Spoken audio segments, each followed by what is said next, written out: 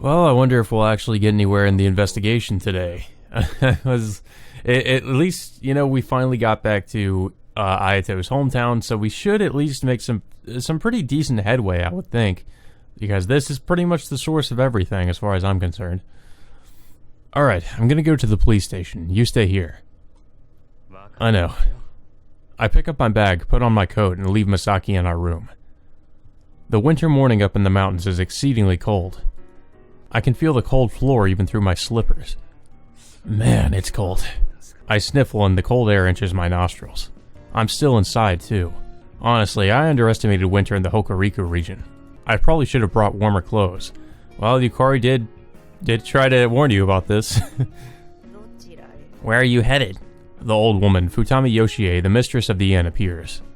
A walk. I go for one in the morning every time I come to a new place. Outsiders shouldn't wander about. The mistress shakes her head. Maybe I should have just told her I was going to the police station. Well, I don't know. If you told her that, she might get even more suspicious. I knew outsiders weren't welcome here, but that wouldn't do. We're here at the request of Inspector Inui of the Toyama Prefectural Police. It's a gamble, but I throw out the inspector's name and watch her reaction. Will she show weakness or authority? Or will she try to drive us out? Using the police seems to have worked. The mistress yields the entrance to me with a displeased expression on her face. Your companion? He's not feeling too well, so he's resting. It's nothing too bad. Please just ignore him. I see. I slip past her and put on the shoes I left here overnight. The tips are frozen. The mistress said they'd dry if I left them here. But she's already gone. I sigh and stand up, wearing them. I'm sure they'll thaw at some point. That's gotta be really uncomfortable. It's like you're wearing just these cold shoes. I don't know how they would warm if they're sitting by the door with, cold air coming in when people open it. It doesn't really make sense when you think about it. Just please, let me not get chilblains. Well, if you're wearing cold shoes, then it's a good possibility. I walk through the settlement. Of course, all I'm doing here is heading back the way we came last night. Since I'm an outsider, and until I know things to a certain degree, I should probably refrain from doing anything unnecessary before the people of the village realize I'm here. Well, they'll realize it pretty quickly, considering how fast word seems to spread around here. For now, I head to the police station at the entrance of the settlement. I walk along the path with a new thin layer of snow on it and arrive at the settlement's entrance. I'll start with the police station. Man, my toes are freezing. Well, what'd you expect? I open the sliding door and head inside. Warmth radiates from the stove in the middle of the room. Hey, let me see that stove. Huh? Who might you be? Oh, yeah, he does look pretty different. he grew a little beard. A police officer sitting in the corner raises his head, and he has glasses. Pardon me, I'm Tokisaka, from Tokyo. Where might I find Inspector Inui? I ask the policeman, who looks a little older than me, perhaps almost in his 40s. Huh? Tokyo? Ah! The officer jumps up with a wild shout. Excuse me, sir! I'm Officer Takayama Shinobu. It must have been a long journey. Mr. Superintendent Yaginuma, sir.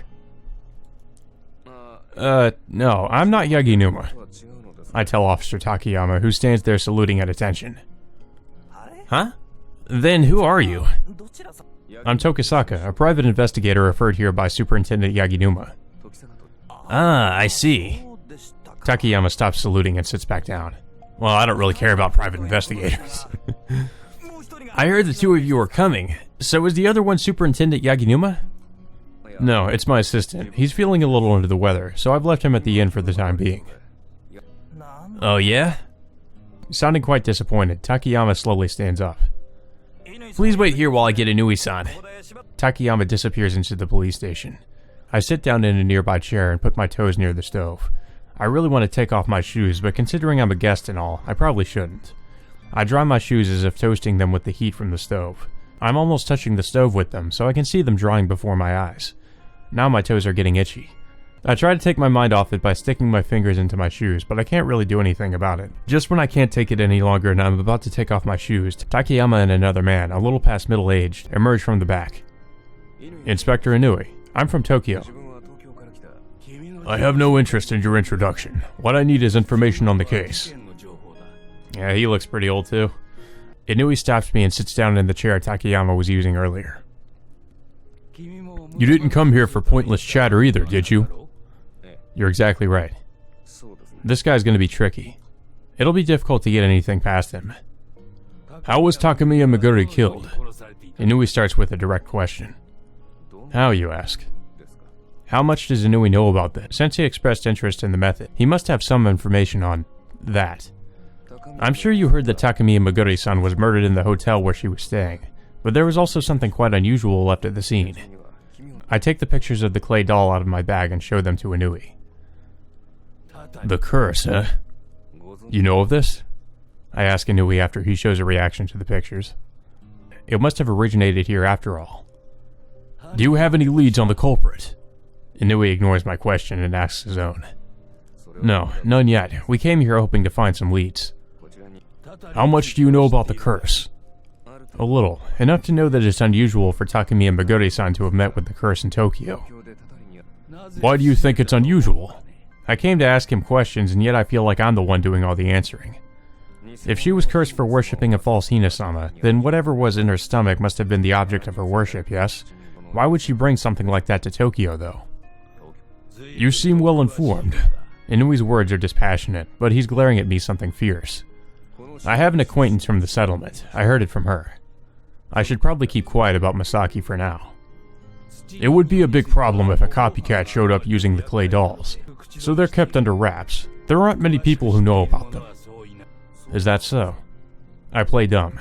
Masaki wasn't told about them, I suppose, considering he didn't recognize the clay dolls as Hinasama. Then why did Sawashiro Nanako know? Do you know a woman named Sawashiro Nanako?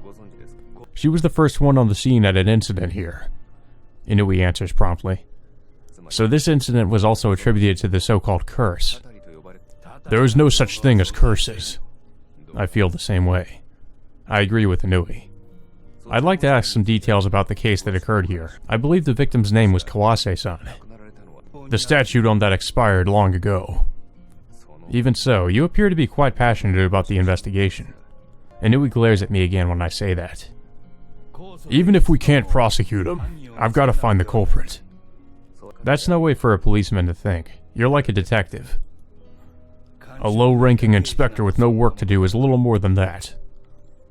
He must be bored if he's still going to crime scenes as an inspector. I bet his superiors find him pretty difficult to handle. Several incidents of the curse have occurred in the settlement in the past. Kawase Sachiko's murder before the war is the most recent. So no incidents have occurred here in the last 20 or so years since. None called the curse, at least. Of course, the curse only occurs every 20 or so years in the first place. Before Kawase Sachiko, Zaizen Keiko was murdered in largely the same way in 1929. And before that? One case in March of 1922, 3 cases at the end of the Meiji period. So it can't be the same killer. Were the clay dolls present in all these cases? I suppose. Of course, there have been unrelated murders as well. Is he talking about Hinagami Aito? Not that I can ask him, though. The culprits must be a group with the same ideas. It's either the group who spread the rumor of the curse, or... You seem to have some guesses. When you've investigated for as long as I have, you're bound to find a suspect or two eventually. He says, but he doesn't seem to intend to elaborate. But from what I've heard from Masaki, I have a few ideas.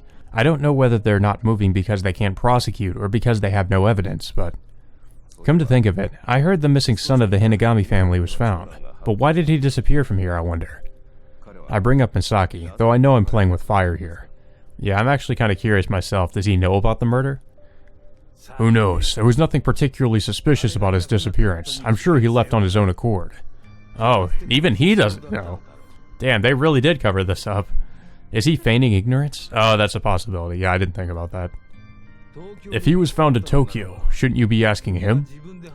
I haven't found the opportunity yet. Do you know the reason for his disappearance? No, the police don't have any information. The reason should be Hinagami Aito's murder if she uses Saya, but either he's playing dumb, Masaki lied, or he really doesn't know. He's probably just being wary of an outsider like me. Either way, it doesn't feel like I'll get much more out of Inui. I think I'll have a look around the settlement. Do whatever you'd like, just be careful. Outsiders are treated with hostility here. In other words, I shouldn't expect to get any information out of them. I was hoping you would provide some sort of certificate of my identity. I look over at Officer Takayama where he's sitting in the corner of the room.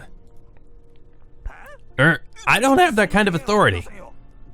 Please just explain my presence if a citizen alerts you then. Okay, I can handle that much. What an unreliable response. Well, thank you for your assistance. I bow my head and rise from my seat.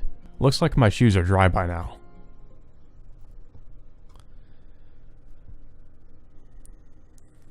After Tokisaka leaves the room, Masaki lies around on the floor with nothing to do.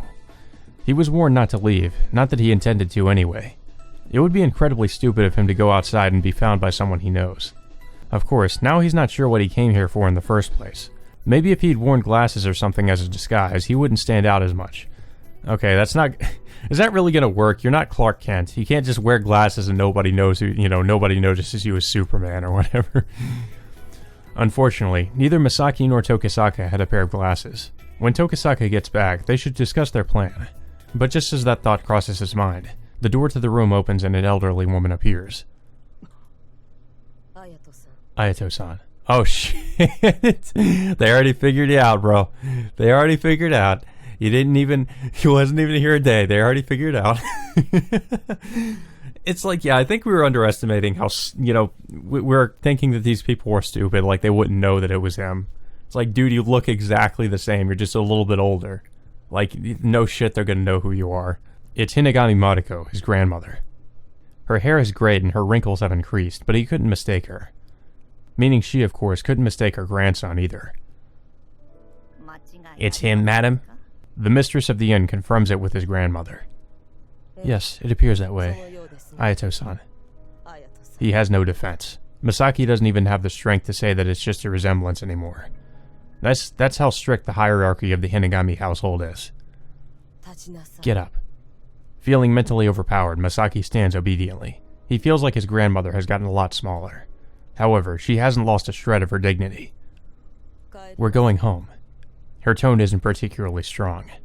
However, Masaki, Hinagami Aito, cannot disobey her. Wait, really? Really?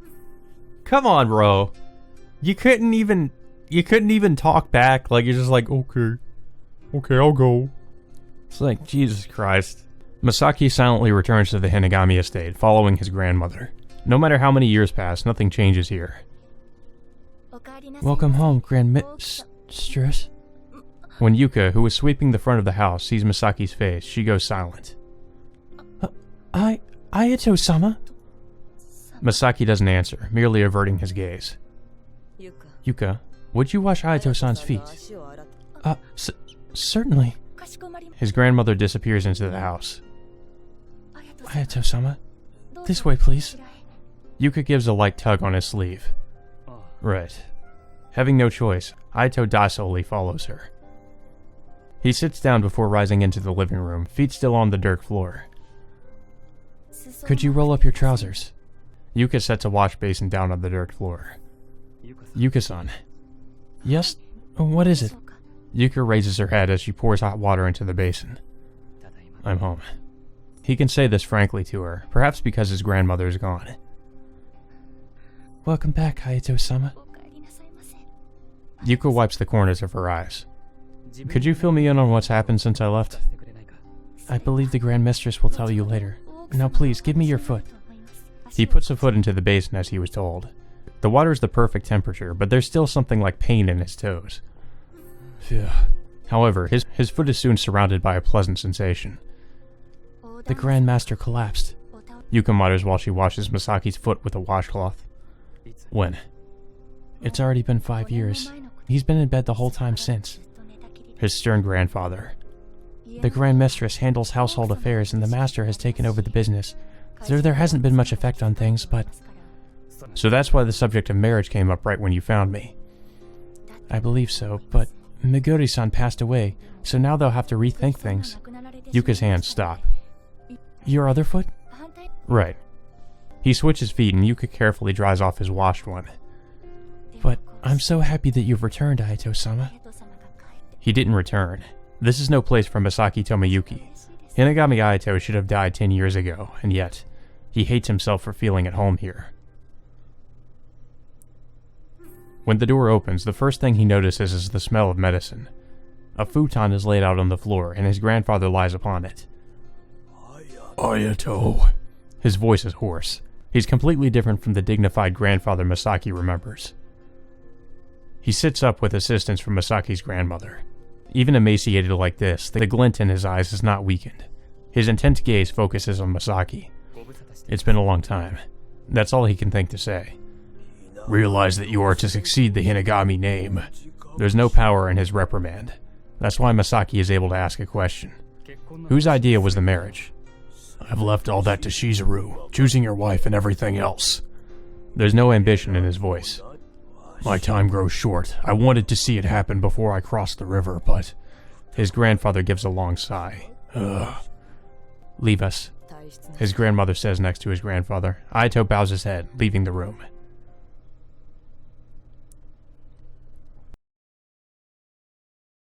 I feel like the cold from earlier seems to have eased up when I leave the building. I stroll gingerly through the settlement, picking areas where the snow isn't as thick. I come to a crossroads at what must be the center of the settlement.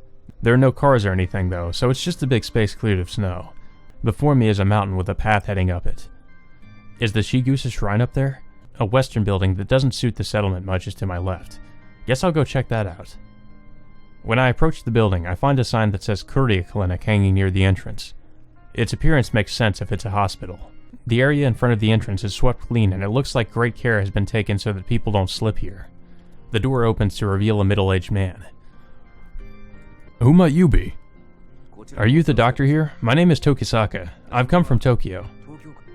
What did you come all the way here from Tokyo for? Doesn't look like he trusts me much. Come to think of it, I've got that thing Chizuru gave me. Excuse me, but you're Courier-san, right? Related to the Kuchikis in Tokyo? Yeah, that's right. I've got a letter from Kuchiki Chizuru-san, for Courier Yuzuru-san.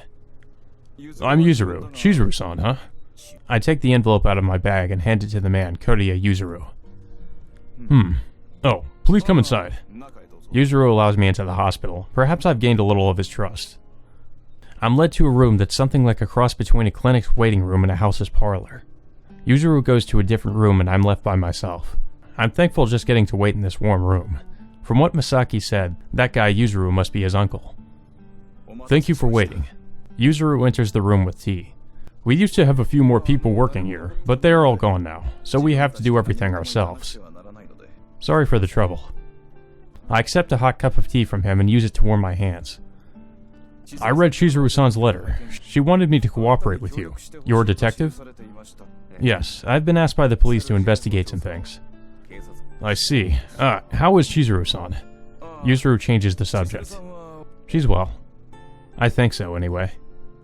When she visited us, she was showing symptoms like insomnia, but we weren't able to diagnose her leukemia.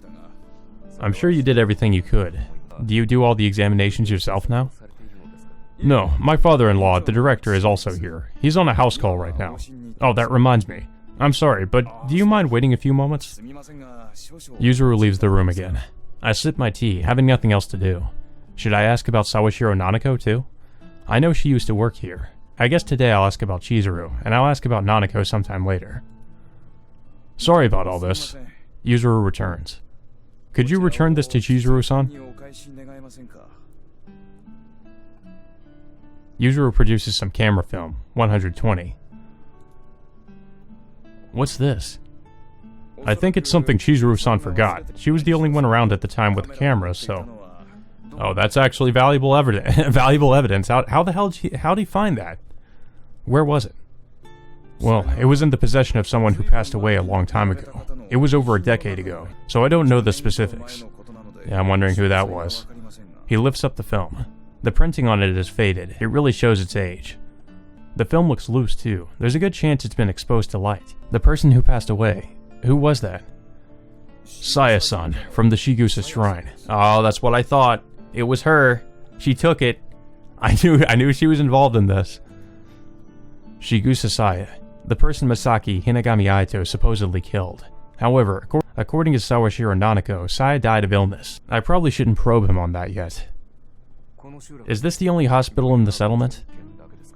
I decide to change the subject.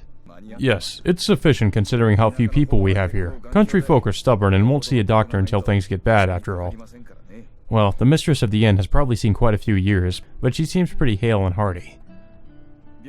And if someone gets sick, they receive medicine for free from the pharmaceutical company, so the burden on the patients isn't too bad. Would that be Hinagami Pharmaceuticals? Yes, they've been providing the settlement with medicine for a long time now, contributing their services to their hometown. Oh, a visitor! We're interrupted by an old man's voice. Ah, father, this is Tokisaka-san from Tokyo. He knows the Kuchikis. Hello, I'm sorry to intrude. So this old man is Courteous So, Chizuru's maternal grandfather. Oh-ho! How's Yasutada-kun doing? I hear he's retired from hospital director. The current director is his son, Fumiya-san, though he still seems to be struggling a little. Fumiya-kun, eh? If not for that injury, he would have made a fine surgeon, I'm sure. So nods emotionally. Father, how was he? Well, not well. He can't get any food down anymore. I'll excuse myself. He's probably talking about Hidiomi. I stand when they start discussing something else. I think I'll have more questions for you. I hope you'll help me out then too. Of course, come whenever you'd like. I head outside and return to the crossroads. The Courier Clinic seems to be on my side thanks to Chizuru's letter. I bet I won't be as lucky elsewhere though. I can't just sit on my hands, of course. I spin around and survey the settlement, finding a large mansion on the east side. There are no buildings as big as this one, so this must be the Hinagami house. Oh boy, things are about to get interesting. Well, there's that stuff with Misaki too, so I should go play innocent and ask them some questions. When I come to it, I realize that it's far grander than I had initially thought. The area before the entrance has been cleared of snow. It's a large enough space for a car to park here. A woman who looks to be a servant emerges from the mansion with a wash basin. Excuse me, but may I have a moment of your time? When I address her, the woman stops, surprised. This is the Hinagami residence, is it not? Yes, that's right. The small woman sets the steaming basin on the snow and looks at me stiffly. She seems pretty nervous. I can't say I blame her. My name is Tokisaka. I've come from Tokyo. Would you mind answering a few questions of mine? Huh? I would mind. I have nothing to tell you. Is there something she really doesn't want to tell me about? She's very clear about her refusal. If you don't leave, I'll throw this water at you. Finally, she picks up the wash basin and faces me. Excuse me. It wouldn't feel pleasant getting that flung at me in this cold. I decided to take my leave for the time being. Well, I guess we avoided Reiji and Ayato meeting up again. I wonder why she was like so... she wanted him to get out of there though. That's kind of... I guess she just thought he was too suspicious. He hadn't imagined the old man would have weakened so much. Misaki ponders as he leaves the room. It's probably natural that this has happened after 10 years. Misaki still doesn't intend to succeed the family, of course. Ayato-sama. Yuka comes back inside and sets the empty wash basin down on the dirt floor. A suspicious man was just wandering around outside. Please be careful. Suspicious? He said he came from Tokyo, and he seemed to be spying on us. He could have come to take you back, Ayato-sama. Yuka worries, flustered. Misaki knows the identity of said suspicious man, but he's not sure how to explain. I threatened to throw water on him and he scurried off, so I think we'll be safe for a while, but... Oh, he's going to hear about this later, isn't he? Misaki thinks she might as well have thrown the damn water anyway, but he doesn't say so. It's like, whatever, I'm not going to worry about it. Is Dad still in Tokyo? Yes, the young miss is working there too. They'll be returning here tomorrow, though. Tomorrow? It's the end of the year, after all. You're here too this year, Aito-sama, so it should be lively. Yuka smiles. Misaki asks himself if he'll be here that long. Tokisaka said he planned to return to Tokyo before then. If that's the case, then he'll only be here for 2 more days or so. Misaki has to return as well. He doesn't intend to stay here. Right after you disappeared, Aito-sama, Saya-san passed away, and Naori-san and Nanako-san went to Tokyo too. Could you tell me about Saya-san's death?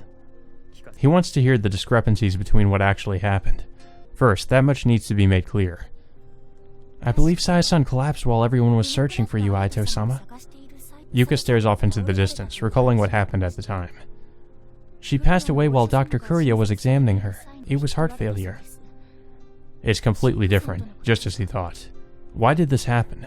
Is the whole settlement covering up the incident? For what purpose? To protect Masaki? Ayato? No, to protect the Hinagami family, more likely. The Hinagami family can't have produced a criminal after all. That's the conclusion Masaki comes to. He can't find any other fitting explanation. Yeah, he's probably right about that. That's probably why they're covering it up. It's like, yeah, you can't have a son who's committed homicide. I've returned to the crossroads. I'll leave the Hinagami house for later, which means I'll look up at the mountain before me. A road leads up behind the torii. I'm sure there are stone steps under all the snow, but right now, it just looks like an uphill road. Guess I've got to climb this. When I get closer, I see that the shape of the steps have been carved out of the snow to make them easier to climb, but it still looks like I could slip and fall easily enough. If someone comes down, I can ask them questions, but it'll take time waiting for that, and I'm only getting colder standing here. Instead, I should just climb the steps and warm myself up. I resolve myself and start to climb the mountain trail. I climb up the steps, the stone visible here and there. A gentle slope continues upward until I reach the torii halfway up. I should be able to see the main shrine soon, but I'm beat. My legs hurt all the more because I've been taking such firm steps so that I don't slip. I take a break, turning around and gazing down at the settlement below me.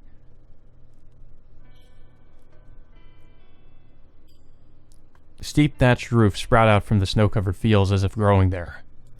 It's a small settlement built on a plain created by a river flowing between mountains. The population's probably under 200. It would be easy for a small group of people to seize power at this scale, though I have no idea what meaning that would hold. Anyway, I turn back to the torii. I'll go a little farther. When I make my way over to the torii, I notice a small path leading off to the side. Though I'm not sure if it can really be considered a path, there's just a tiny trace of snow being cleared here. It's mostly still buried. I seriously doubt I can make my way down it in my shoes. I really don't want to either. If the shrine is down this narrow path, I give up. I doubt it is anyway, since the torii points in a different direction. What are you doing over there? I turn around when I hear a voice behind me. There's a man wearing the garb of a Shinto priest. Pardon me, but my name is Tokisaka. I've come from Tokyo. Are you from the shrine here? I'm Shigusa Kensei, the chief priest. The man bows.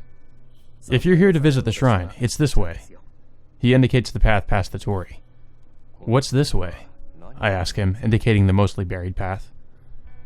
There's a small shrine that way, but it mustn't be approached recklessly. He seems wary of me. As he approaches, he circles around to block off the pathway. A small shrine. What's enshrined there? Hina-sama, though it isn't really enshrined here. There it is. Is Hina-sama the deity worshipped here? I ask him, feigning ignorance. I suppose it would be. It's a vengeful god, one who should not be recklessly touched upon. Vengeful, huh? The hall of worship is this way. Be my guest. Kensei guides me through the torii. Looks like he doesn't intend to let me see what's beyond this small path. I have no reason to force myself past him, so I head toward the torii. I don't want to get my shoes wet yet. After a little bit of walking past the torii, the path suddenly opens up and I see a beautiful hall of worship. This is built differently than the thatch roof buildings at the foot of the mountain. It's built as if to display the power the shrine holds. It must have been a lot of work just to get the building materials up this mountain. Why have you come here, Tokisaka-san? Kensei asks me. I was asked by the Tokyo police to come investigate something here. I decide to be honest. It'd be too much trouble if I made up a random excuse and they found out later what I was really here for. What sort of something? Kensei asked the obvious question. Was there a man named Shigusa Michio here before the war? I start with the most roundabout question. He was my wife's brother, the eldest son of the Shigusa family. However, he left before I married into the family, sometime in the Taisho period. Forgive me for being so direct, but may I ask your age, Kensei-san? I turned 50 the year before last. My wife did this year. That would make him 52 now. It makes sense if Shigusa Michio left in his 20s and founded the Congregation of the Blessed in Tokyo. Do you know anything about his activities after he left? No, after all, it was before I married into the family. Kensei shakes his head. It's difficult to tell whether or not he actually knows. If he did know what Shigusa Michio had been up to, he would probably be even less likely to talk about it. But the two Shigusas have been connected now. Next. Then, have you heard that Takemiya Meguri-san from the settlement passed away in Tokyo? Yes, I heard she was murdered. A clay doll known here as Hina-sama was left at the scene of her murder. What? What is that supposed to mean? When I asked someone familiar with the customs here about it, I was informed that something similar was found at the scene of a previous incident that occurred here. I observe Kensei's face as I speak. From what I can tell, his shock seems genuine. It appears to be called the curse here, Hinasama's curse. There was an incident referred to as the curse in the past, but why would Takemiya-san? That's what we're investigating. Why was she killed in Tokyo, and using the god called Hinasama worshipped here? If it truly was Hinasama's curse, then it was not carried out by human hands. Kensei opens his mouth after a small sigh. Murder is, without exception, committed by human beings, Kensei-san. There's no such thing as curses. I'm positive that human beings committed these crimes. The culprits of the curses before the war were never apprehended, were they? Of course, the statute of limitations has long expired for those murders. I'm not sure what you're implying. Kensei feigns ignorance. I suppose he has no choice. In his position, he can't acknowledge the idea that the curse is carried out by human hands. It could mean that he's protecting the culprit, but... Has anyone who's employed here been to Tokyo in the last month? No, the shrine is run completely by the Shigusa family, so we're all very busy with the end of the year. Kensei's expression hardens. If the only people here are family, that makes his testimony far less credible. I'm just following a script here, so I apologize if I offended you. I shouldn't pick any fights right now. Maybe I should make a donation. I'll look toward the Hall of Worship. Oh, is there no offertory box here? I don't see the wooden box usually present in front of shrines. We don't have many visitors, so we keep a book for donations. Kensei indicates the detached shrine office. I see. That means I won't get away with something like 5 yen. Oh well. I follow Kensei to the shrine office. A middle-aged woman appears to be acting as a reception here. This is my wife, Mia. Welcome. Hello. We greet each other and I take a 100 yen bill out of my wallet. Please enter your information here. I'm handed a record of donations and I flip the pages. Donation amounts and names of donors are recorded here, but there don't seem to be very many entries. Hinagami, Courier, Hinagami. Did the Hinagami family offer Tamaguchi in March because of the festival? The rest are fees for Tamaguchi, which must be donations. I write in fee for Tamaguchi, 100 yen, in an empty space, followed by my full name and address. Thank you. I think I'll be staying here for a little while longer, so I hope for your assistance if I require it. I give them a scripted line, then leave the shrine. I make my way down slowly so that I don't slip, and the sun's already sinking behind the western mountains by the time I get back to the inn. The sun sets early in the winter mountains, and it's starting to get incredibly cold as well. I should get inside already and start planning the next few days with Misaki. I almost bump into you when she suddenly emerges from the entrance, but I reach out and catch her before she falls. Sorry about that. Are you alright? Yes. I scowl when I see what she's carrying. Aren't those my companion's belongings? Did something happen to him? The Grand Mistress of the Hinagami family took your companion with her. I was told to bring his luggage there. The Hinagami? Is that why I was driven away earlier? Man, that dolt. So he really was Rihito. No, Hinagami Aito-kun. I figured you had noticed. Were you the one who informed the Hinagami family? No, it looks like my grandmother, the old mistress, told them. I was pretending not to have noticed. The old lady, huh? How shrewd of her. Well, I can't say I didn't see this coming. Please bring him his things. And could you tell him I'll be coming to see him tomorrow? Very well. Getting a better grip on Masaki's luggage, Yu bows and heads down the snow-covered road to the Hinagami residence. Well, now I have no idea what will happen from tomorrow on. Now that his identity's been revealed, I'll just have to get serious about my investigation. I head inside and take off my shoes. It's not as bad as yesterday, but they're definitely damp from walking around in the snow all day. I'll bring them back to my room to dry today. I stand up with my shoes and the mistress emerges from behind the reception desk. Sir. Yes? I respond to her warily. There's a good chance she's connected somehow to the Hinagami family. I can't let anything slip to her. Could you not attempt to court my unwed granddaughter? What? Huh? No, that wasn't my intention.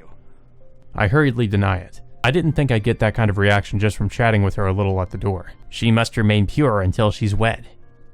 Do you have any plans in that area? Oh, that means she's still a virgin. Jesus Christ. That's depressing. She's in her 30s, right? It's got nothing to do with an outsider like you.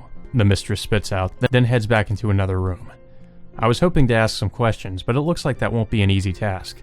For the time being, I should go back to my room and dry my shoes.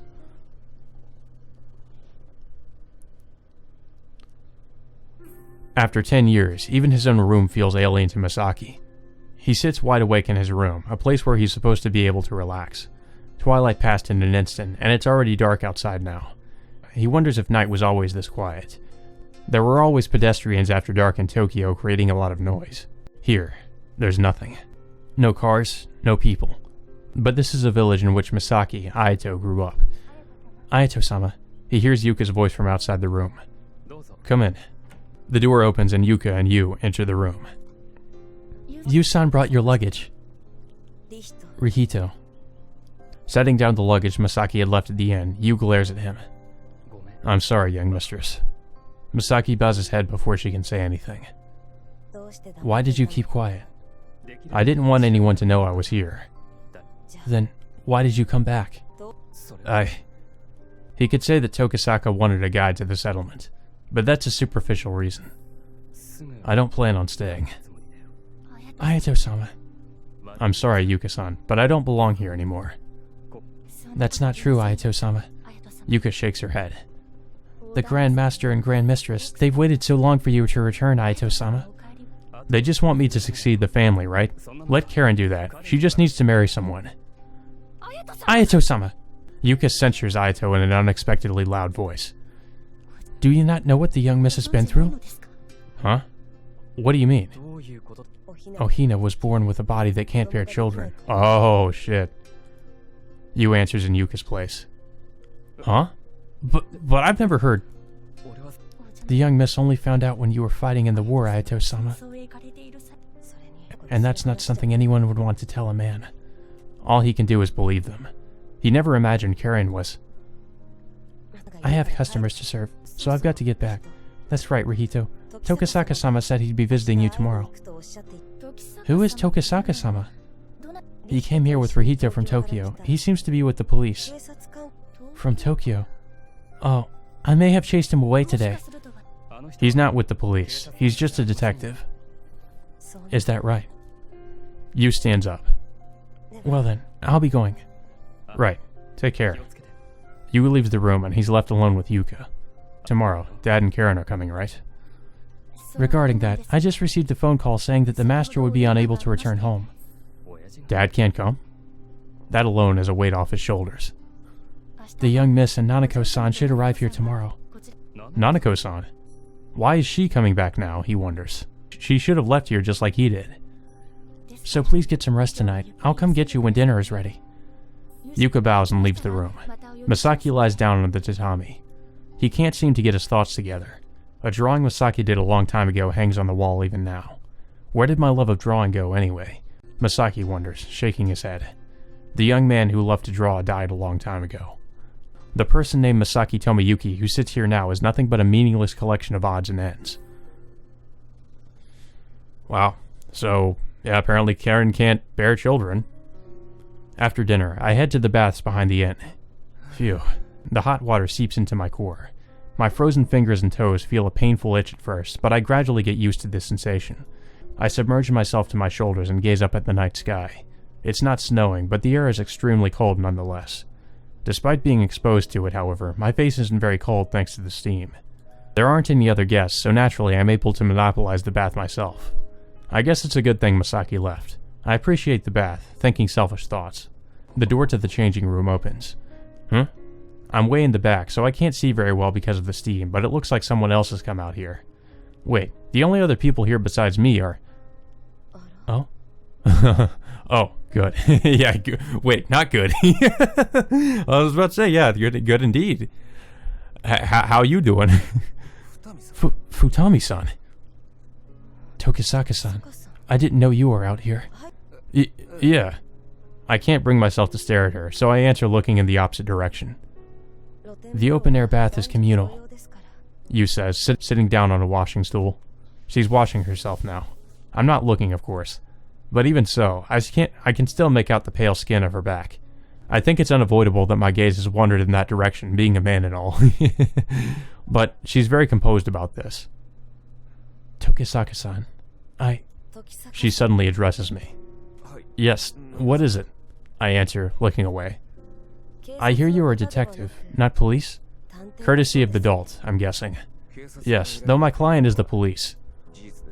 I see. Ah! The soap slips from her hands and slides over this way. When she turns around, our eyes meet. This is just very strange. Like, I feel like this is about to be set up for some kind of sex scene or something. I'm sorry. Nah. I grab the soap reflexively, but this is a bit of a problem. Yeah, I'm still in the bath. I could go hand it to her normally, but now's not the best time. It'd be pathetic to cover myself with a washcloth and walk over there, but strolling up to her openly would make me look like a deviant. I'll slide it back to you. Catch it? Sure. Yu nods, covering her breasts with a washcloth. I give the soap some momentum and slide it over. Thank you. Picking up the soap after it hits a bucket, Yu looks over at me and bows her head. I almost caught a glimpse of something dangerous there. She's so reserved, it's like, I feel like an idiot for being tense like this. There's another part of me that seems intent on being tense as well. Yeah, well, that part of myself I can't really help. Excuse me. Yu enters the bath after washing herself. Oh, it's gonna get even worse now. She's sitting pretty far away from me, of course. Phew. It's a nice bath, isn't it? It draws water from a hot spring in the mountains. Yu replies, her gaze pointed straight ahead. It's great that it's outside. I bet it'd be even better if it were snowing.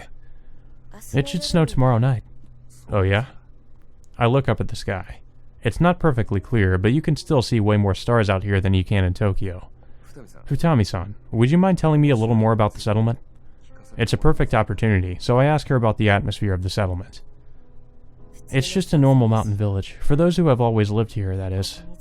What about those who don't? I wonder, we don't get many visitors from outside. You don't get many, and yet you have this inn? We used to get people in sericulture business or other merchants, apparently. These days, people of the settlement come to use the bath sometimes, and that's about it.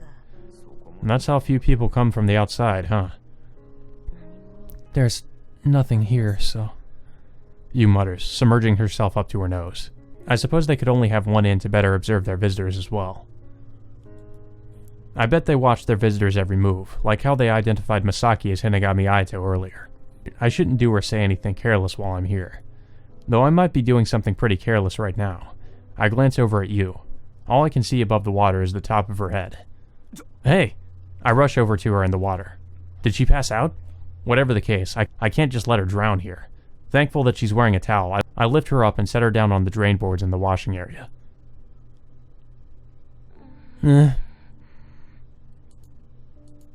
Oh my god, what's going on? Her whole body is red from the hot water. Are you alright, Futami-san? I should fan her to get her temperature down, but the only thing I can think to create is wind with the towel I have wrapped around my waist. I really don't think I should take this off. Is there anything else I can use? Oh my god, really? This is an investigation portion? Why? No, I can't take this off either. There's nothing else. Like, there's her face. She groans, completely passed out from the heat of the bath. Okay, I've got to do something and fast. Oh, what can we do? There's nothing here. There's just the towel, and we can't even interact with the ground. Can we just end the investigation? Because there's nothing to investigate. I should probably wake her up in a normal manner already. Futami-san. Yu stirs. No, Chen. A name. Futami-san, wake up. I give her a light shake to wake her up. Tokisaka-san. Yu cracks her eyes open and stares at me. Are you alright? You passed out in the bath. I'm terribly sorry. And you're a guest, too. Yu looks down, her face still looking feverish. Down where my other half just happens to be standing at attention excitedly. Oh my god, why? Excuse me. She stands up and runs at full speed into the changing room. It's cold. I'll get back into the bath and wait until this thing has calmed down a little. Oh my god, why? I am truly sorry. As soon as I return to my room, she's bowing her head low to me. No, please raise your head. But I made such a terrible blunder. Well, I received enough in return to even out the trouble there. Not that I say so, of course. I mean, yeah, at least that was rewarding in its own right. You were there first, Tokisaka-sama, so I thought leaving right away would be rude. Yu explains, flustered. She was also kind of moaning Naori's name, so it's kind of what I thought. She's been attracted to Naori the whole time. I'm so sorry. Please don't let it bother you. Now I'm starting to feel sorry too. That's right, I was wondering, who is Nao-chan? Did I say that? I suppose I must have. Yu hangs her head. Nao-chan is Naori-san of the Courier Clinic. Courier Naori, huh? I hear he's in Tokyo. Yes, he was supposed to go to school in Tokyo, and left right when the war started. I believe he's been working there since. Is there something between you two? No, nothing at all. Yu shakes her head. I don't intend to comment on her unrequited feelings. By the way, I didn't get a chance to ask earlier, but could you tell me about Hina-sama, and if possible, the curse? Hina-sama's curse? Yu corrects her posture and takes a breath. I imagine you've heard that we've had incidents called the curse here in the past. She looks up at me for a moment. I wonder if she's implying that I'd never know about the curse if I hadn't looked into it already. Hina-sama is a vengeful god, but supposedly if you worship it properly, it grants wishes. However, only the Hinagami family has been instructed how to worship Hina-sama properly. That's why when anyone else tries to worship it, they do so improperly and are cursed, I suppose. But would anyone go to those lengths to worship this god? Did they have any wishes they wanted granted so badly that they tried? And is there any need to prevent others from worshipping Hina-sama so strictly? People are enacting this curse. Of that I have no doubt. From that, I can assume that someone from either the Hinagami or Shigusa family is enacting the curse. Is it to protect their status? There was probably a time when these methods were necessary. But it's just too anachronistic for this era. Futami-san, have you seen the so-called real Hina-sama? The real one is enshrined in the Hinagami residence. I've never seen it, but neither have some of the people in the Hinagami family. Masaki said he hadn't seen it either. Is it restricted so severely? Then wouldn't nobody but certain Hinagami or Shigusa family members know what Hina-sama looks like? Although you've never seen the real thing, do you know what Hina-sama looks like? I'm not sure I could say I know, but there have been times when I've thought this must be Hina-sama. This, meaning... A long time ago, before a festival, Ohina Hinagami Karen-san was making a clay doll. Someone from the Shigusa shrine was directing her. A clay doll. It wasn't explained in depth, but she was using an old book as a reference for its shape. Karen-san was making a Hina-sama? Oh, but after the Miko offered her dance at the festival, she broke the doll, so I don't think the one she made is still around. The festival has only been roughly described to me, but Masaki mentioned the same thing. Are you sure the clay doll the Miko broke at the festival was the one Karen-san made? I can't say for sure, but after that festival the curse occurred. Did someone proclaim that the curse had occurred? Perhaps someone from the shrine, or a Hinagami? No, I don't think anything like that happened. The mistress here, my grandmother, and other people were just saying it was the curse. There isn't a death after every festival, right? Of course not. Someone would die every year if that were the case. But every 20 years or so the curse occurs. And isn't that always after a festival? I don't know very much about what happened before I was born, but that's what my grandmother says, yes. I should probably talk to the mistress, but she's so upfront with her hatred of outsiders that it doesn't seem like it'll be an easy task. Thank you for answering my questions. Satisfied with what I've heard for the time being, I conclude the conversation. No, thank you. I'm sorry for the trouble I caused you. Yu bows her head deeply. Well, excuse me. Good night. Yu leaves the room. I pull the ashtray over to myself and light a cigarette. I'm almost positive that the curses occurring in the settlement are being enacted by the Hinagami and or Shigusa families. However, I have no idea what their involvement is with the incidents occurring in Tokyo.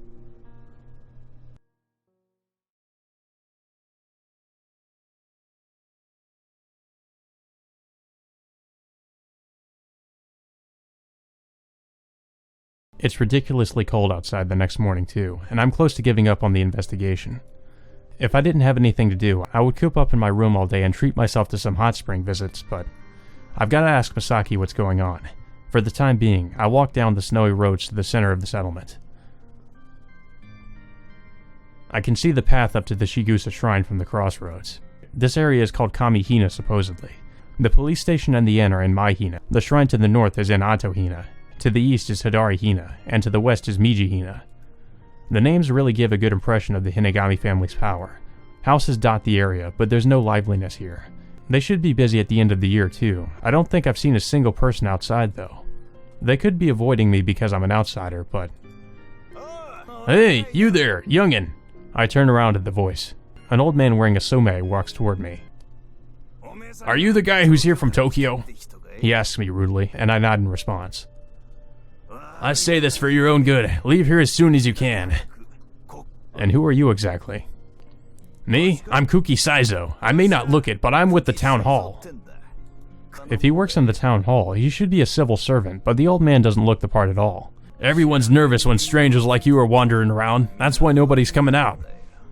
Are there usually more people around? Of course there are. They're all too scared to come out with you around. What is this? I'm not a foreigner. I think that for a moment, but then I reconsider. Someone from Tokyo is practically a foreigner out in these mountains. I'll try my best not to cause any trouble. Good. Just finish your business quick and get out of here quick. Saizo leaves down the snowy road. Wow. Very welcoming, I see. Well, I was aware I wasn't welcome, but now that I look closer, I can sense stares coming from the nearby houses. They're definitely watching me. This isn't a great feeling. Guess I'll head over to the Courier Clinic for now since it's nearby. I can ask the things I didn't get to ask yesterday. I ring the bell and wait a while. Yes. Oh, it's Tokisaka-san. Hello. I'd like to ask you a few more questions today. Is that alright? Sure. Well, until we get a patient. Yuzuru says, leading me inside. I don't know how many patients... I have to wonder how many patients they actually get here. Oh, the fellow from yesterday. Tokisaka-san, was it? Yes. Sorry to intrude. I greet so and take a seat. What would you like to ask? Yuzuru prompts across from me. It's nothing too serious, but someone named Sawashiro Nanako-san used to work here, correct? Oh, Nanako-kun! How I miss her! How many years has it been since she quit? Why ask about her? Yuzuru asks me nervously, unlike So, who's fondly reminiscing. I see. You know the Kuchikis, so you must have met her at the hospital, right? As a matter of fact, yes. I introduced Nanako-kun to the Kuchikis. I made sure she had somewhere to work when she went to Tokyo. So says proudly. I heard she went to Tokyo because of her father's situation. Do you know anything specific about that? Her father was a swindler of sorts. He subsisted on things like gambling. Masaki said he was a mining engineer. I guess he was more of a gold digger of sorts. I believe the two of them moved here when Nanako-kun was little. So they weren't originally from here. I suppose not. That's why they didn't interact much with the other villagers. There was a sort of special reason she started to work here as well. Nanako-kun was being beaten on a daily basis. Abuse, huh? I suppose that'd be the term for it now, but this was before the war. Back then it was just a parent disciplining his child. Nothing could be done about it. But if that's true, wouldn't she decline to accompany him to Tokyo? She was already an adult then. Codependency, I suppose. Yuzuru mutters. I guess she couldn't leave her father alone. I tried to counsel her from time to time here, but... Are you a psychiatrist too, Yuzuru-san? I'd say that's more of my specialty, really, but I couldn't fully treat her condition. She never showed any sign of it here after all. To me, she looked completely healthy, but... I hear that sort of treatment is difficult. You seem well informed about psychiatry. I know a psychiatrist. I've had to learn a little about it. And he just happens to be a homicidal maniac. I remember the doctor in prison now. I wonder if he could have cured her. He probably would have made it worse. No, I doubt he could have. I just get that feeling. Ah, that's right. I heard from Fumiya-san that your son, Naori-san, is a doctor in Tokyo as well. Yes, he went to Tokyo to study medicine and hasn't returned since. Yuzuru smiles a little bitterly. I suppose Tokyo simply suited Naori better. Do you know which hospital he works at? At first, he was working as a go-between for Hinagami Pharmaceuticals at a laboratory. But then I think he said he'd been hired full-time as a doctor for an orphanage. Wasn't it called White Lily Garden or something? I think that's the same one that Yukari and her friends are going to. I believe that's right. Do you know what he was doing for Hinagami Pharmaceuticals in that laboratory?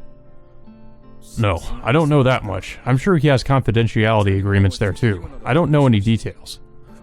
I suppose that makes sense. You'd probably be better asking them about Hinagami pharmaceutical stuff than us. Them? The Hinagami family? If they know you brought Ayato-kun back, I doubt they could completely refuse you. So he's aware. I suppose it's natural that a relative of the Hinagami family would be informed. You're probably right. Sensing a good time to end the conversation, I stand up. Well, time to go visit Ayato, I guess. Masaki climbs the long stone steps to the Shigusa shrine. Though he was dragged back to his house, they're not keeping him on too short a leash. That's why he's able to move around the settlement with relative freedom. However, his surroundings appear to be monitoring him. There are incessant stares from all the houses around him. These 10 years have done an even better job than Masaki imagined turning him into an outsider here. It feels precisely as if Masaki Tomoyuki is visiting here for the first time, rather than a returning Hinagami Ayato. He doesn't like it, which is why instead of meeting up with Tokisaka at the inn, he's come to the shrine by himself. Of course, there's another reason he's come here as well. He has to verify the details surrounding Saya's death. Masaki, Ayato's act has been erased, as if it never happened. He needs to make clear what happened that day. He knocks on the door to the shrine office. Yes. Oh, if it isn't Ayato-kun. Hello. Mia, Ayato-kun's come. Kensei calls out behind him. Oh my, it's been a long time, Ayato-kun. Have you been well? More or less. They've aged, Misaki thinks. If you returned from Tokyo, was the person who visited us yesterday a friend of yours? Was Tokisaka-san here? Even as he asks, he's sure that man would have come here. He was asking a lot of questions, Kensei sighs. I'd prefer if he didn't dig too deeply into things here, if possible. I know how you feel, but I have some things I'd like to ask you too. I doubt they'll be very pleasant questions. With another sigh, Kensei invites Misaki into the shrine office. Misaki is led to a room with a wood floor and sits down there. Is Yoshimitsu-san? Both my mother and father passed away long ago, while you were gone. I see. That much time has passed, he supposes. However, he hasn't forgotten what he did here. Kensei-san, please tell me about Saya-san's death. Masaki straightens his posture and brings the subject up with Kensei. Saya-san died of an illness. That's what was decided. From the words he tacked on at the end, Masaki knows that Kensei is aware of the truth. That was caused by illness? Don't be ridiculous. Masaki objects, suppressing the anger in his voice. I killed Saya-san with my own 2 hands. Oh, fuck. He admitted to it. I'm wondering how Kensei is going to react to that. Even if that may be true, it won't change the story, which is that she died of illness. Oh, he does know. Why not? Because we thought it would be better for you. No, that's not right. Kensei shakes his head. It was to protect the Hitogata settlement, I'm sure. Who decided that? He almost flies from his seat, but controls himself and takes a breath before asking. Everyone. No one decided on their own. It merely disappeared as if it had never happened. Did you win over the police too? We didn't need to. There was no murder after all. Kensei seems to intend on ending things there. I wonder if her body parts are stored in that underground cellar too. Maybe we should take a look. I confessed to the police in Tokyo that I killed Saya-san. And did the police care? It was over 10 years ago. He's well aware that no proof remains after 10 years, but even so. Please take me to the storehouse in the back. Oh, he and I have the same thoughts, I see. The storeroom? Kensei tilts his head. Even that action seems shameless to Misaki. I identified Saya-san as Satsuki's murderer, and killed her. You've concealed that as well, haven't you? Satsuki-san died a long time ago. If you found her murderer, you should have gone to the police then. You would never have cooperated. He hits the edge of the hibachi. Ash flies into the air and falls to the floor. Please show me to the storehouse. I don't mind. Kensei rises. Misaki stands as well. The storehouse is behind the shrine office, surrounded by snow-covered trees. It doesn't look like it's been used in a long while. Never mind footprints, it doesn't even look like the snow around it has been removed. Kensei goes first, silently sweeping a path through the snow. Misaki follows after him, both silent. They arrive at the storehouse and Kensei opens the door. It's unlocked, just like that day. There's nothing inside. That, too, is exactly like that day. Don't bother taking your shoes off. Kensei walks right into the storehouse. Masaki steps in as well, shoes still on. The space is completely chilled. As he walks, the dust on the floor sticks to his wet shoes. Masaki slowly approaches the chest in the back of the room. It's there as well, just like before. Beyond this rests something he wasn't able to touch that day. He knows from his discussion with Saya that it's his mother's limbs. He lays his hands on the lid of the chest. It's got a new clasp now. He has a bad feeling about this. He lifts up the lid. The lid opens with the hinge against the wall. And inside is different. The boards inside it are still there, like before. But now, what's underneath is clearly different. It's been completely sealed beneath them. He steps into the chest. His foot hits the ground with a solid thud. Kensei-san. He says to Kensei, who's been silent the whole time. You sealed off the cellar. It's always been this way. Oh, you lying motherfucker. You know it hasn't. You can't be serious. Do you people intend to make it so that none of this ever happened? He leaps from the chest and flares up at Kensei. We don't think we've done the right thing by any means. Then, you shouldn't have come back. Kensei grabs Masaki's shoulder and shakes his head. You should have lived quietly in Tokyo. I wanted to. Believe me. But he couldn't. Too many incidents have happened with him at their center. There are too many things happening right now that frankly, I don't think I have time to be dragging up these past incidents like this, but he wants to make the truth clear. He wants to make it clear what happened here, including his own crimes. We should leave. You've experienced too much pain here. Kensei puts his hand behind Masaki's shoulder. There's no strength in his arm, but Masaki nevertheless leaves the storehouse obediently. So they covered up what's, the entrance to the cellar. That's great. So we won't be able to find the evidence now.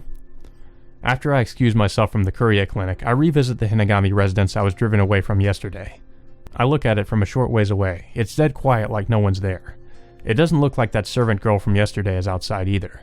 Naturally, I can't tell where Masaki is from here, but, well, I don't have much of a choice. I walk down the cleanly swept path to the entrance. Pardon me. I call into the mansion. Yes. Oh. The servant girl, her name was Kiramura Yuka, if I recall, comes out and stops when she sees my face. What if she tells me she's gonna dump water on me again? You're Tokisaka-sama, yes? The one who brought Ayato-sama back. Looks like Masaki vouched for me. Is he here now? He's out at the moment. Do you know where he went? I peer inside as I ask. There's always the possibility she's lying. He left unexpectedly, so I couldn't say, but I believe he may be at the shrine. The shrine, huh? Thank you. I express my gratitude and leave the Hinagami estate behind me. I climb the frozen steps up to the shrine. I find Masaki on the path, staring up at the torii. There you are. Tokisaka-san. Masaki turns to me, completely devoid of energy. What are you doing? This is where I found Satsuki. Masaki faces the torii and puts his hands together. I see. I put my hands together as well. Let's pray for Satsuki. Tokisaka-san, let's go back to Tokyo, Masaki suggests. Something happened at your house? Well, I think I'll be forced to succeed the family at this rate. So do it. What's wrong with that? I speak my mind. I don't want to. Why would I want to play king of the hill out in these mountains? Some hills need kings, and there's the pharmaceutical company too. This isn't just about the settlement. That's even worse. My sister already works there. She'd be perfect to take over. I'd take over and live in luxury in a heartbeat, if I were you. That's easy for you to say as an outsider. He's exactly right. And succeeding the Hinagami family means succeeding these horrible customs. Horrible customs, you say? You've realized by now, haven't you, Tokisaka-san, that the Hinagami and Shiyusa families are killing people and calling it a curse? It's not difficult to reach that conclusion as long as you assume that the curse is the work of humans. But we've got no proof, right? Haven't the police looked into this? Oh, wait a minute. Ayato, go back to where you buried those body parts, bro. You actually do have evidence. I completely that slipped my mind for a bit. I'm like, yeah, he has evidence. He can dig it up and show people. That is, if they haven't found it, at least. The police investigations are cut short because of these families' authority. But you need proof that that authority was wielded. None of it's worth shit unless there's concrete proof to base your arguments on. But just calm down. If you look at it from another angle, it just means all we need is proof that they won't be able to talk their way out of it anymore.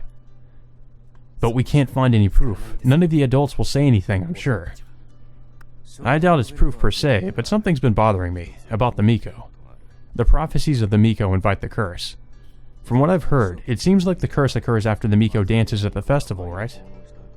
I don't think the curse always occurs after the dance. According to an old book I read, the Miko manifested for 7 years at the end of the Meiji era. But I heard that there were 3 instances of the curse at the end of the Meiji period, but there's no Miko now, is there? In that case, shouldn't the curse not be happening? Are you trying to say the Miko is the murderer? Not necessarily. It'd be easier to imagine a group of people borrowing the name of the Miko. That'd make more sense too. That's exactly why the curse is occurring now. Even without a Miko, someone's committing the curse. We don't need to prove that there's no Miko now, right? I look down at the base of the torii. Because Satsuki, who died here, was the Miko, I'm sure. Masaki doesn't finish. He probably doesn't want to admit it. Of course, we can't deny the possibility that a new Miko is manifested, but I doubt that, don't you? I haven't heard anything about that. If a new Miko shows up every 20 years or so, it wouldn't be odd for another one to manifest soon. In fact, it's been almost 20 years and the curse is occurring again now. It comes with the generations, huh? Nobody knows the lineage of the Miko, correct? You didn't know where Satsuki was born or anything like that, right? Right, the police looked into it, but in the end, Satsuki's identity remained a mystery. They're bringing people here who are related to the Miko from somewhere. I don't have enough information to ask the people of the Shigusa Shrine about that theory yet, though. They'd just evade the question and that'd be the end of it. Nah, I suppose I could try to shake things up. Who's at the shrine now? Just Kensei-san and his wife, Miya-san. Yoshimitsu-san and his wife have both since passed away. Even if the old generation is gone, I'm sure here they would have passed whatever they knew down. Guess I'll go check it out.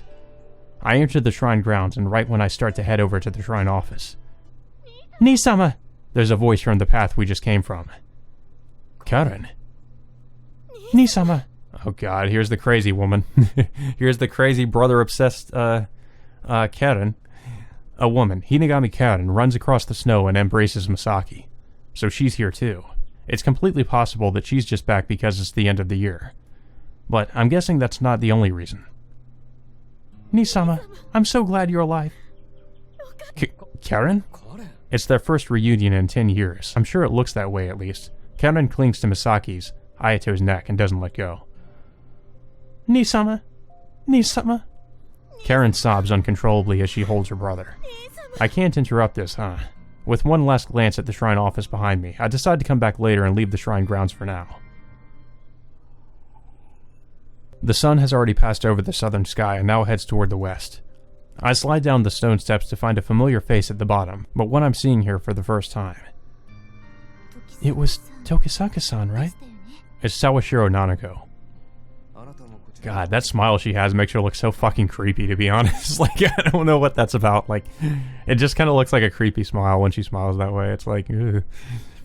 So you're here too? Yes, since Shizuru-san couldn't make it, I accompanied Karen-san in his place. So Hinagami Shizuru isn't coming. I'd wanted to ask him some questions, but I'll have to give up on that if he's not here. Were you on your way to the Courier Clinic? Yes, I'm having a hard time working up the nerve though. I see footprints at her feet like she's paced back and forth a few times. There's no need to be nervous. I've been there every day since I got here. Right. Guess that wasn't much help. Why are you filling in for Shizuru-san though, Sawashiro-san? Well, Karen-san's been a great help to me while I've been in Tokyo. Do you work for Hinagami Pharmaceuticals in addition to your work at the Kuchiki Hospital? I don't work for the pharmaceutical company, no. Nanako tilts her head. She's part-time at the hospital, so I was sure she would be working for them too, but it looks like that's not the case. I just came from visiting the house I lived in while I was here, but it's been demolished. All I could see was a big pile of snow. Nanako smiles bitterly. It's the same everywhere if enough time passes. I suppose you're right. Nanako nods, then walks off toward the Courier Clinic. It was nice talking to you. Oh boy. Are we gonna go back to Ayato now? Yep. Jesus, get me out of here. Get me out of here. Let me out. Karen nestles up to Masaki, smiling. The whole way here from the shrine ground, she never lost that smile once. Is she really that happy? Masaki doesn't feel particularly moved seeing Karen for the first time in a long while. Of course, he feels nostalgia and happiness, he thinks anyway. It's his own life, and yet he can't bring himself to care that much about it. Nii-sama, how long do you plan to stay? I'm planning on returning to Tokyo soon. While he responds, Masaki ponders. Karen doesn't seem to want to tie him down here. Where do you live now? I'm living in a friend's office. I'm hoping to be able to rent my own room soon, but... Then, do you want to live with me at my place in Kojimachi? I couldn't cause you that much trouble. You know, she was really quick to suggest that. It's just so obvious she loves him as more than a brother, which is so fucking weird. Like, I don't know who isn't getting that impression from her. Which makes her that much more suspicious too, to be honest. It's like, I don't know. I mean, we don't really have enough evidence or anything yet to say who's behind this, but honestly, I feel like behind the scenes, Karen is probably like some kind of crazy yandere for her brother or something, and I don't know, maybe she's a crazy yandere and she's just committing these murders because she wants her brother to herself. Could be, it's possible. It's a proposal Masaki can't accept, considering he wants to cut ties with the Hinagami family. But... Let's go inside. Maybe it's because I've gotten used to living in Tokyo, but I've gotten pretty sensitive to the cold. Masaki cuts Karen off before she can continue and heads inside first. Welcome home, Ayato-sama, young miss. Yuka greets them. Thanks, Yuka-san. We're home. I'll go ahead and make some tea. Please warm up by the hearth. Yuka heads to the kitchen. Masaki and Karen take off their coats and sit around the hearth. I was surprised to hear you were in Tokyo, Nii-sama. A lot of things happened. I heard you were helping out with the company, Karen. Not wanting her to ask about him, Masaki decides to ask Karen some questions. Yes, I'm father's secretary right now, though I do some sales work and things as well. So you're working really hard, huh? The exact opposite of me, Masaki thinks. Karen really should be the one to inherit Hinagami Pharmaceuticals. But Karen has a problem. He heard last night that she's unable to have children. It would be too rude to ask her herself. Why did you leave, Nii-sama? Because Masaki was silent, Karen asks him the question he fears the most. He can't tell her the truth. No, perhaps he should tell her the truth. He fled after killing Saya-san. That's the truth for Masaki, but it isn't the truth for the rest of the settlement. A lot of things happened. All he can do in the end is be ambiguous. Have some tea, you two. Yuka returns with a round tray bearing 2 teacups. Thank you, Yuka-san. Thankful for the interruption, Masaki picks up a teacup. Was it because of the war? And yet, Karen asks again. Maybe so. It's easier to pretend that's the reason for now. Hey Karen, when did you find out I was in Tokyo? Nanako-san told me. I was very surprised, but I thought it would be a bother, so I couldn't bring myself to go see you. It would have indeed been a bother. He didn't want to interact with anyone from the Hinagami family while he was living as Masaki Tomoyuki. That's why he even attempted suicide. He still can't move his left hand very well. It hurts even more in these mountains where the temperature is lower. Masaki presses his left hand to the teacup, warming it. But I'm so glad that you've returned like this, Nii-sama. Karen lets a smile surface. She misunderstands. Masaki did not come here as a member of the Hinagami family. He came for an investigation as a detective's assistant, though it may not seem like it now that he's staying in this house. I should start getting dinner ready, so please excuse me. Yuka stands up and heads to the kitchen. Well, now Ayato's got to deal with his crazy, brother-obsessed sister. After dinner, I take a bath and then head to the reception desk. Excuse me, but may I use the phone? Feel free. It's automatic exchange, so just dial the number. Yu indicates a payphone while she's making entries in an account book. I take a few 10-yen coins out of my wallet, insert them into the slot, and dial my home number. Hello, Tokisaka residence? Yukari, it's me. I have no acquaintances by the name of me. Listen here, you. It was a joke, Nii-san. Is something the matter? No, I'm not calling for any particular reason. Everything okay over there? Fortunately. It's cold over there, though, isn't it? I hope you're sleeping in warm clothes. Why do I feel like she's the one worrying about me here? You tend to cut loose when you go on trips, Nii-san, so please keep the drinking to a minimum. I know. I'm not a child. Don't worry so much. Children don't drink alcohol. Cut me some slack. Alright, calling's expensive, so I'm gonna get going. Okay, good night, Nissan. Take care. Phew. Girlfriend? Suddenly, Nanako's standing next to me. Sister, I left her at home, so... Hi, how overprotective you are. We lost our parents when she was young. We're pretty far apart in age, so I'm basically like her dad. I see. Are you staying here? Yes, like I mentioned, my old house is gone. This is actually my first time staying at the Futami Inn. I'm looking forward to the bath. Nanako glances over at me. Would you care to join me? Unfortunately, I just came from the bath. And that would be pretty dangerous too. I can't deny that I considered it for a second there. I can't blame him. There was that incident yesterday, after all. Yeah. It's gonna happen again. Oh, that's too bad. What about you? What about you then, Yusan?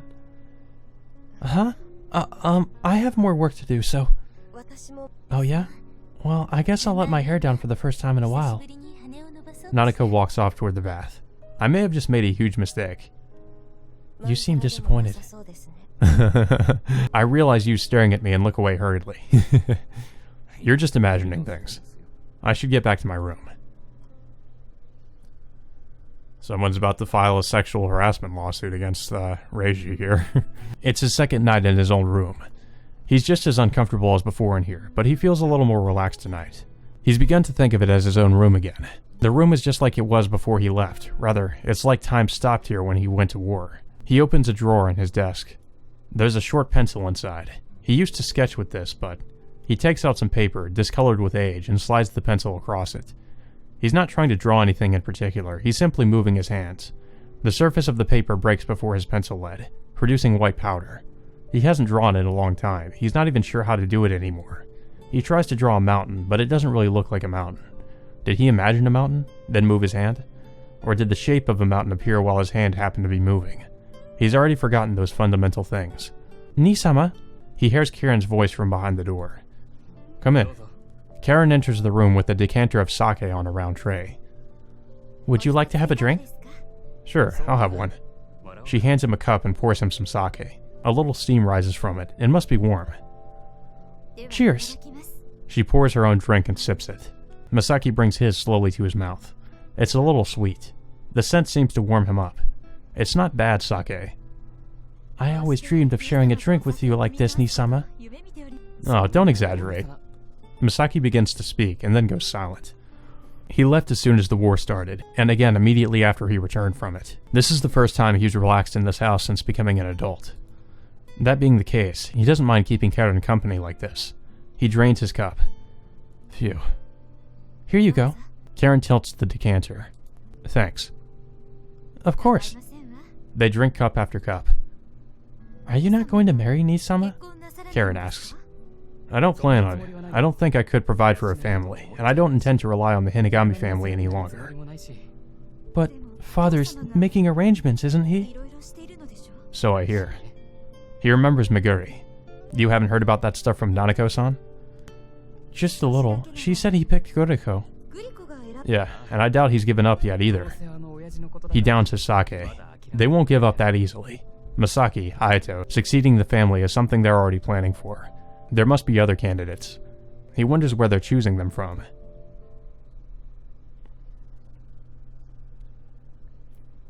It's snowing. I'll watch it for a while, but end up shutting the window, unable to bear the cold. The 28th will be over soon. I'd like to finish my investigation and head back to Tokyo tomorrow, but I haven't figured anything out yet, honestly. I should do some brainstorming. Uh-oh. Deduction Section. I know Hina-sama comes from a religion that originated in this area. I've confirmed that they're using the strange clay doll in their rituals here. However, I can't see the connection. Someone links it with the case, and it's... well, I would say it's probably Ayato. The key connection to this case is Hinagami Ayato. But he doesn't know anything. He's painfully ignorant. So ignorant I want to smack him. Now I just want to smack him. But I'm not foolish enough to commit such unreasonable acts of violence. I should come up with some kind of pretext, then hit him. Then, there's Takemiya Meguri.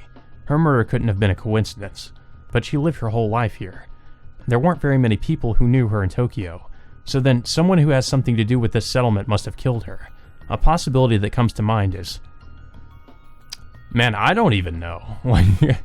Oh, well, same person, but I guess, going by his other name. That sounds right. The only people connecting Tokyo to the Hitogata settlement are Masaki, Hinagami Aito, Karen, Chizuru, Nanako, and Nanako's father. I haven't confirmed their presence, but I believe Kodi and Naori and the like can be added to the list. Of course, there could be someone else who's been to Tokyo and I just don't know about it. From an objective standpoint, Masaki seems to be in the position closest to the killer. I can't say I completely trust him, and he does have a previous offense, though the truth of that matter hasn't been confirmed either. Even so, I can't imagine he's behind these murders. If he's deliberately committing these murders in a way that makes him more suspicious, he's an impressive guy, though I was the one who proved he wasn't a suspect. Now that I think about it, if we had declared him the culprit then and arrested him, I wonder if the rest of the murders would have occurred. The cases seem so closely connected to him that I can't help but think about it. Itose Mizuki's the exception, I guess. She's the one who stands out in this case. She stands out, but she's connected to the Shugusa Shrine through the Blessed Congregation. Is there something to this, after all? Someone knocks at the door. Yes, I open the door to find Nanako. Good evening. Ah, Sawashiro-san. She didn't say anything, so I thought it might be you, but... Do you have a moment? Yes, of course. I shove my futon aside and offer her a chair. I was just thinking, I didn't really tell you much about Kamizono-san. Was there something you didn't mention? I asked, transferring water from the iron kettle on the hibachi to a teapot. Oh, allow me. Nanako takes the teapot and pours tea into 2 teacups. Here you are. I accept a teacup. I went to Kamizono-san with a marriage offer once. The teacup stops halfway up to my mouth. You mean, to Hinagami Aito? Yes, she turned it down before hearing the details, though. When did this happen? I told you when I first found Aito-kun earlier, right? I told Chizuru-san, and shortly after, he asked me to deliver the offer. Do you know the reason Kamizono-san was selected? No, I wasn't told that much. Nanako shakes her head. Had you told Chizuru-san about Kamizono-san? No, so I was surprised when he asked me. I really need to talk to Hinagami Chizuru, don't I? So this means 2 of the victims were Masaki's marriage candidates. I believe I asked you this before, but do you know anyone by the name of Itose Mizuki? No, I haven't heard the name. Not even from Chizuru-san? No. Itose Mizuki just doesn't fit. After Kamizono-san died, Takemiya-san was chosen as another candidate. Who's the new candidate? If I know that, I might be able to prevent the next crime. I'm sorry, I haven't been informed. Does that mean there is one and you just don't know who it is? Most likely, but now that Aito-kun knows I'm there, there's no need for me to go between them in such a roundabout way. So she's no longer negotiating. And I think Chizuru-san has noticed that Aito-kun's marriage candidates are being killed too. I'll bet. So they're not publicly revealing the candidates to prevent creating new victims. Of course, I have no idea why Hinagami Aito's marriage candidates would be targeted. So then, was Itose Mizuki a candidate as well? Justifying that theory is a puzzle in itself, though. I should get going. Nanako stands up.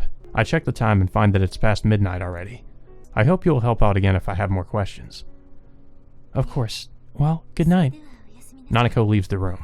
I pull my futon back out and lie down. A new fact has come to light, and I need to get back to Tokyo as soon as possible now. If nothing else happens, we should go back tomorrow. Uh-oh. Uh-oh. What's going on? The snow and wind pick up after midnight. Footprints are erased by the blizzard upon taking but a few steps. What a convenient snowstorm.